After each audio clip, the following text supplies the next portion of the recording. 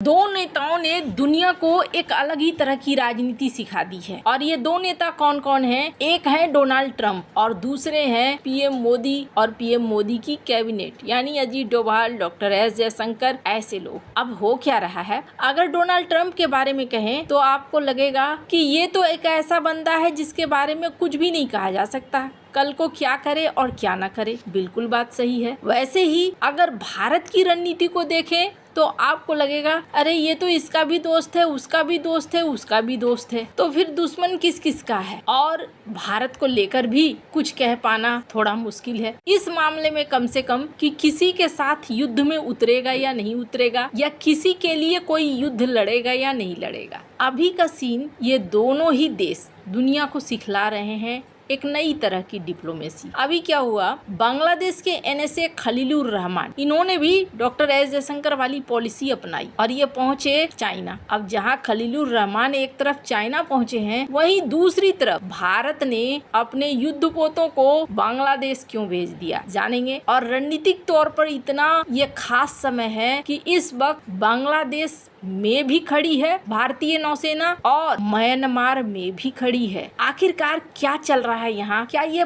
बड़ा कुछ प्लान है? जियोपॉलिटिक्स में बहुत कुछ चल रहा है, हमेशा की तरह जानने को मिलेगा बहुत कुछ। आइए जानते हैं इन खबरों को विस्तार से। मैंने कल ही कहा था बंगाल, यहाँ पर जो सत्ता परिवर्तन हुआ है, इस सत्ता परिवर्तन, और आप एक चीज नोटिस करेंगे, आज भी शुभेंदु अधिकारी के सीएम घोषित होने तक देखने को मिल रहा है। अमित शाह मौजूद हैं बंगाल में। अब बहुत कम ऐसा हुआ है जब अमित शाह इतना ज्यादा इन्वॉल्व रहे हों, लेकिन अब यहाँ बात सिर्फ स्टेट की नहीं है, बात है इंटरनेशनल लेवल की, इसलिए इनकी मौजूदगी यहाँ एक बड़ा कारण है। बांग्लादेश के अंदर डर लग रहा है कि कहीं बांग्लादेशी घुसपैठियों को यहाँ से निकाला न जाए। बांग्लादेश ने इसके लिए कहा भी कि हम चाहेंगे कि जो आधिकारिक तरीका है आप उस तरीके से लोगों को निकालने की बात करें, पुशबैक ना करें। इस पर भारत ने भी जवाब दिया। भारत के मंत्रालय ने कहा कि काफी लंबे समय से पेंडिंग रहता है,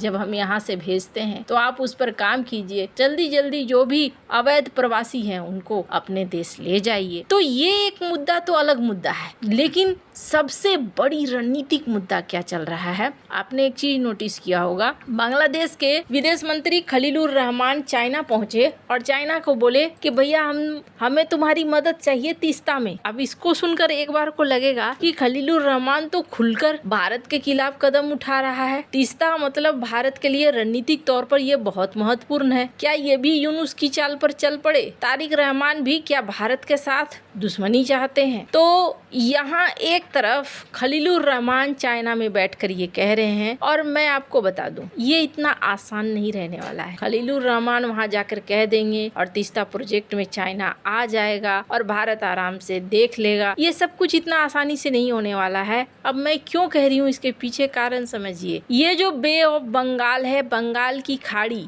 ये बंगाल की खाड़ी अब सिर्फ मछलियों, जहाजों और व्यापार का समुद्र नहीं है। 21वीं सदी का सबसे बड़ा जियोपॉलिटिकल शतरंज का बिसात बीत चुका है, जहां भारत, चीन और छोटी छोटी शक्तियां अपने अपने मोहरे सजा रही हैं। चट्टोग्राम ये बहुत खास है और ऐतिहासिक तौर पर ये खास है। चट्टोग्राम इसलिए भी खास है, जब भारत ने 1971 में बांग्लादेश को अलग करने की ठानी थी, तब सबसे पहले भारत ये समझ गया था कि पोर्ट को ब्लॉक करो। अगर पोर्ट ब्लॉक होता है तो फिर पाकिस्तान रसद नहीं पहुंचा पाएगा और तब पाकिस्तान को अलग थलग करना आसान हो जाएगा। समुद्री मार्गों पर कंट्रोल करो। और भारतीय नौसेना ने उस समय बांग्लादेश, जो आज बांग्लादेश है, उसमें पूर्वी पाकिस्तान था, इसकी समुद्री नाकेबंदी कर दी थी। पाकिस्तानी सेना यहाँ तक रसद पहुँचा ही नहीं पा रहा था। ये युद्ध केवल जमीनी युद्ध नहीं था, बल्कि समुद्री रणनीति का एक बेहतरीन उदाहरण था। भारतीय नौसेना और मुक्ति वाहिनी ने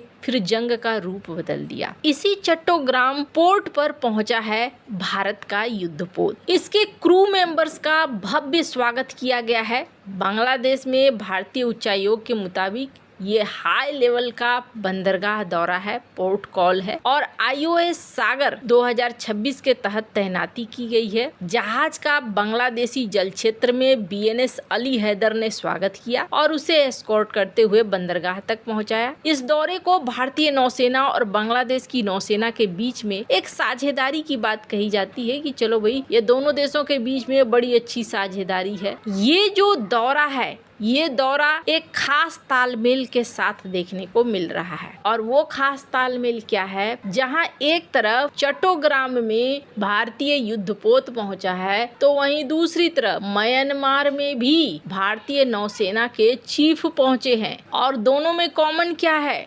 म्यांमार और चट्टोग्राम में कॉमन है बे ऑफ बंगाल, बंगाल की खाड़ी। म्यांमार की समुद्री सीमा बंगाल की खाड़ी और अंडमान सागर तक फैली है। इसके कारण इसका महत्व और भी ज्यादा बढ़ जाता है। अब लंबे समय से ये देखने को मिला है कि म्यांमार और बांग्लादेश के आसपास चाइना सक्रिय रहने की कोशिश कर रहा है, लेकिन अब यहाँ भारत पहुँच रहा है। समुद्री निगरानी, नौसैनिक ट्रेनिंग, सूचना साझा करना, कई मुद्दों को साथ लेकर। अगर आप ध्यान से देखें तो भारत एक समुद्री सुरक्षा चक्र बना रहा है। कोलकाता में, चट्टोग्राम में, शितवे में, क्याओकुपियू में, अंडमान सागर में, और ये एक रणनीतिक चक्र है। भारत चाहता है कि इस पूरे क्षेत्र में उसका प्रभाव बना रहे। चीन के लिए स्थिति ऐसी है कि भारत ने ऐसा नहीं है कि चीन को सीधे चुनौती दी हो, लेकिन भारत उसके रणनीतिक काट को यहाँ खड़ा कर रहा है। मलक्का स्ट्रेट, अंडमान सागर,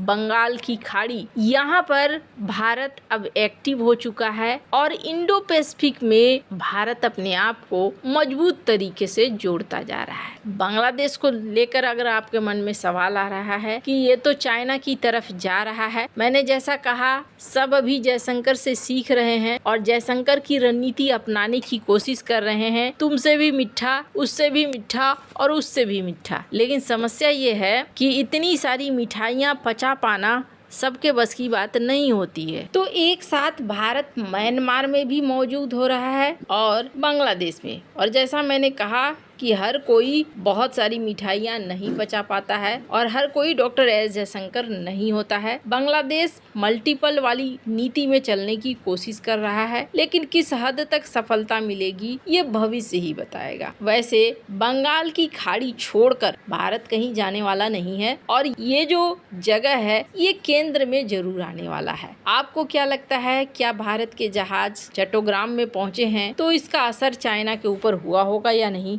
कमेंट कर अपनी राय जरूर बताएं। जल्द मिलते हैं अगले वीडियो में नई खबर के साथ।